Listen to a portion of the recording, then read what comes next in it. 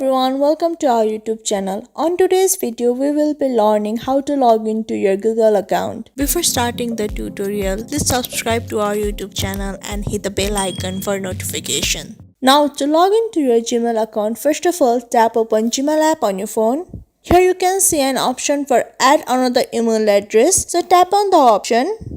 Now you can either set up your Google, Outlook, Yahoo or other email. To log into your Gmail, tap on Google. Your info is being checked. You are now redirected to sign in page. You can sign in to your Google account either by using your email or your phone number. So on the bar, type your email address.